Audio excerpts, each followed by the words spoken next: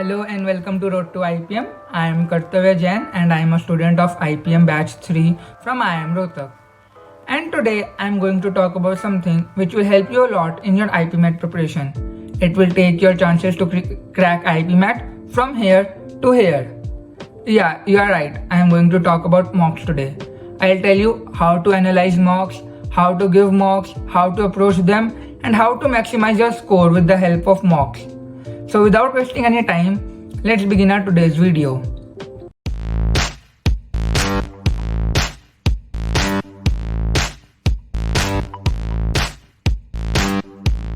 Before we begin, let's have a word from our sponsor. This video is sponsored by Unacademy. Unacademy offers live classes on various competitive exams including IPMAT, DUJAT, NPAT and various other BBA exams. About 2 weeks before, they started their comprehensive 1 year and 2 year live batches. This course includes live interaction sessions with experienced faculty, recorded lectures so that just in case you miss a lecture or you want to watch the lecture again, you can do that unlimited number of times. They also have doubt clearing sessions, daily sectional tests and tons of full-length mocks. They also offer free sectional tests on their website every day at 4:30 p.m. So if you are an IPM aspirant, I think you should definitely give them. It will be a very good practice for you. They also have a YouTube channel where they post academic content regarding IPM. Recently, they started a Telegram channel as well where they post regular updates about IPM along with tests and quizzes.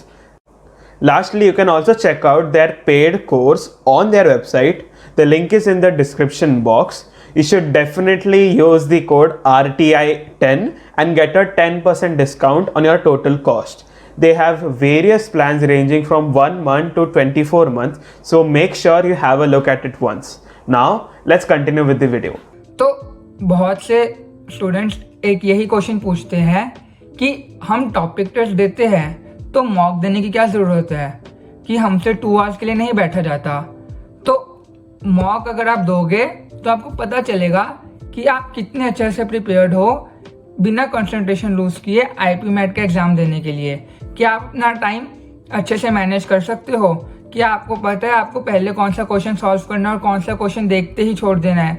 ये सब आपको तभी पता चलेगा अगर आप मॉक्स दोगे, और 1-2 मॉक्स नहीं, you need to give a lot of mocks to make sure you are prepare for the IPMAT exam. Also mock आपको ये बताते हैं कि आपकी स्ट्रेंथ क्या है और वीकनेस क्या है। अगर आपको IPMAT क्रैक करना है तो आपको अपनी वीकनेस पे बहुत ज़्यादा काम करना पड़ेगा। आपको अपनी वीकनेस को स्ट्रेंथ बनाना है तो ही आप अपना IPMAT का एग्ज़ाम क्रैक कर पाओगे, नहीं तो it will be difficult for you to crack the exam, because questions हर टॉपिक में से आते हैं, 1-2 टॉपिक में से नहीं आते। ऑल्सो क्या होता है, like let's take an example.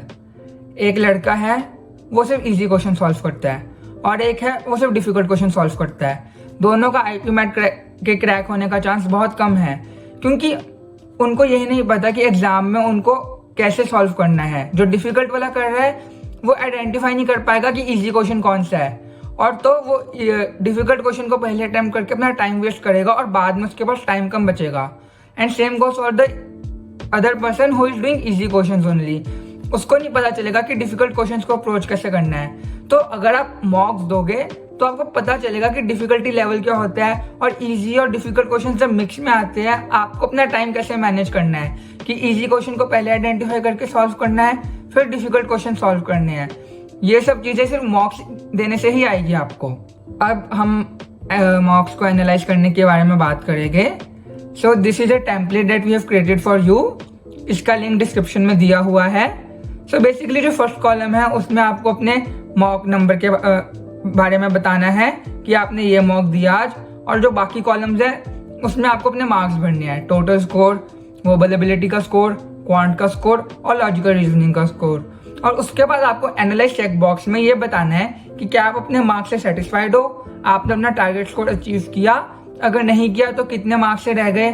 और नोट्स में आपको ये बताना है कि आपकी कौन से टॉपिक्स में गलतियां हुई, कौन से में नहीं हुई, कौन सा आपका वीक एरिया निकल के आया, कौन सा आपका स्ट्रॉन्ग एरिया निकल के आया। ठीक है, अब मॉक को एनालाइज तो कर लिया, उसके बाद क्या करना है। एक बार मॉक एनालाइज कर लिया और लिस्ट बना ली कि मेरे वीक एरियाज ये है, तो उसको ऐसे ही पढ़े नहीं रहने देना, उस लिस्ट को खोल के देखना भी है और उन पे काम भी करना है। उन वीक एरियाज को आपने पहले दोबारा रिवाइज करना है, फिर बुक से सॉल्व करना है अपनी और क्वेश्चन प्रैक्टिस करने हैं। उसके बाद उनके टॉपिक टेस्ट देने हैं, फिर आपका वो वीक एरिया स्ट्रॉन्ग एरिया बनेगा। अगर आप अपने वीक एरिया को स्ट्रॉन्ग एरिया बना पाओगे तो ही आप अपनी आईपी मैट को क्रैक कर पाओगे, नहीं तो आपके लिए बहुत डिफिकल्ट होएगा आईपी मैट क्रैक करना। Keep a target score for the next mock, like जैसे कि इस मॉक में मेरे सपोज 160 मार्क्स आए, सो नेक्स्ट मॉक में मेरा टारगेट होना चाहिए कि I get a score of 180 और 170। एक इंक्रीमेंट होनी चाहिए मॉक्स के स्कोर में, कोई जिगजैग नहीं बनाना कि आज 180 आए, कल 170, फिर दोबारा 175, फिर दोबारा 160। ये नहीं, हमें एक इंक्रीमेंट चाहिए कि ताकि एंड तक हमारा स्कोर यहाँ से यहाँ तक पहुँच जाए, तो आपका कॉन्फिडेंस भी बूस्ट होएगा उस हिसाब से। Keep a track of number of questions you need to solve to crack the sectional cut off. IPMAT Indore में आपको सेक्शनल कट ऑफ भी क्लियर करनी है। कहीं ये ना हो कि आपका स्कोर बहुत अच्छा है बट आप एक सेक्शन की कट ऑफ नहीं क्लियर कर पाए, इसलिए आपका सिलेक्शन नहीं हो पाया। सो लाइक मेरे को पता है कि मेरी एक्यूरेसी क्या है वर्बल एबिलिटी में, ठीक है। तो suppose I have to get a score of 110 marks, तो और मेरे को पता है कि अगर मैं 30 क्वेश्चन अटेम्प्ट करता हूँ तो मेरे 2 या 3 गलत होते हैं। तो उसको keeping in mind I will attempt 30 questions and उसमें से मिनिमम 30 क्वेश्चंस एंड उनमें से मेरे 28 सही होएंगे और 2 गलत, तो कैलकुलेशन के हिसाब से मेरा 110 का स्कोर अचीव हो जाएगा। So 30 is the minimum number of questions that I need to solve to clear the sectional cut off और वर्बल एबिलिटी। ऐसे ही आप अपनी एक्यूरेसी के बारे में पता करो मॉक्स देके और फिर आइडिया रखो कि आपको कितने क्वेश्चन अटेम्प्ट करने हैं एग्जाम में, ठीक है। सारे क्वेश्चन अटेम्प्ट नहीं करने होते बट वो क्वेश्चन अटेम्प्ट करने होते हैं जो आपको आते हैं और ताकि आपकी कट ऑफ क्लियर हो जाए। अब बहुत बच्चे मुझसे एक क्वेश्चन जरूर पूछते हैं कि हम अपना स्कोर कैसे मैक्सिमाइज करें, कौन से क्वेश्चन सॉल्व करें, कौन से क्वेश्चन छोड़ दे। तो ये सब चीज़ें का एक सिंपल आंसर है ABC। हाँ, एकदम सिंपल है ABC। तो बेसिकली जो ABC अप्रोच है वो ये है, आपके सामने क्वेश्चन आया, उसको आपने रीड किया, within 5 seconds categorise it as A, B और C। जो A है दैट इज अभी करो क्वेश्चन, बहुत आसान क्वेश्चन है, बहुत जल्दी हो जाएगा, just do it right now and secure your 4 marks. तो जो B टाइप क्वेश्चन है वो है बाद में करो, उसको आप सेकेंड राउंड में सॉल्व करो क्योंकि वो थोड़ा डिफिकल्ट है और थोड़ा लेंथी है। It will take you between 1 to 2 minute as compare to easy question that will take you less than 1 minute, ठीक है।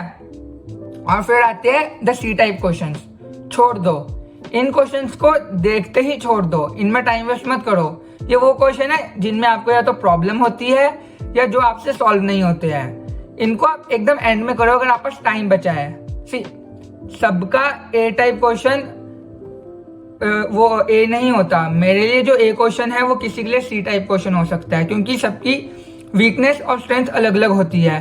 तो उनको आइडेंटिफाई करने के लिए आपको मॉक देने पड़ेंगे और एक मॉक नहीं, बहुत सारे मॉक्स देने पड़ेंगे आपको।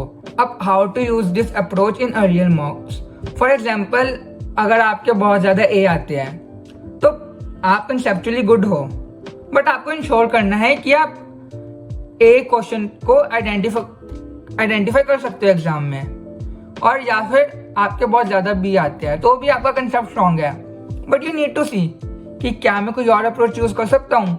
क्योंकि देखो क्या होता है, लाइक मैंने मॉक दिया तो बहुत बच्चे क्या करते हैं, वो सिर्फ गलत क्वेश्चन देखते हैं कि ये गलत क्वेश्चन हुआ, इसका सही आंसर क्या है, ये गलत तरीका है। आपको ये भी देखना है कि जो सही क्वेश्चन है उसमें मैंने कितना टाइम स्पेंड करा, क्या मैं उस क्वेश्चन को कम टाइम में सॉल्व कर सकता था, अगर कर सकता था तो उसका तरीका क्या था। आपको देखना है कि आपने जौन से क्वेश्चन नहीं अटेम्प्ट किए उनमें कितना टाइम वेस्ट किया, उनमें आपको अपना टाइम कम करना है, और जो आपके क्वेश्चंस हो सकते थे उनको टाइम ज़्यादा देना है। ये सब तरीके का आपको तभी पता चलेगा एनालिसिस, अगर आप मॉक्स दोगे और उनके बाद मॉक्स को एनालाइज करने के लिए बैठोगे। ऐसे ही अपने आप नहीं आएगा आपको। और अगर आपके बहुत ज़्यादा C टाइप क्वेश्चन आ रहे हैं तो you need to work on your concept, क्योंकि क्या होता है कभी कभार जब हम टॉपिक टेस्ट देते हैं, एक ही टॉपिक आना है, हमें पता होता है कि उसमें क्या करना है, फॉर्मूला क्या है, तो हो जाता है। बट जब मॉक आता है, मॉक में मिक्स टाइप के क्वेश्चन आते हैं, कोई कहीं से कोई कहीं से, तो तब दिमाग लगाना, फटाफट माइंड में क्रैक करे, उन सब के लिए आपको मॉक्स देने हैं ताकि आप अडेप्ट कर सको सिचुएशन से, आपको पता हो कि मॉक कैसे देना है और फाइनल एग्जाम में आप प्रेशर के अंदर क्रैक ना हो। सी आईपी मैट आईक्यू के साथ साथ आपकी प्रेशर हैंडलिंग और मैनेजमेंट स्किल्स का टेस्ट भी लेता है। वो लोग कोई क्वेश्चन ऐसे डालेंगे ताकि आपका टाइम वेस्ट हो, आपको उनको आइडेंटिफाई करना है और आइडेंटिफिकेशन सिर्फ मॉक देने से ही आएगी और किसी चीज से नहीं आएगी। Focus on मॉक्स, analyse them properly and keep your preparation going. Thank you and have a nice day. And for such great content, follow Road to IPM. Thank you. Bye.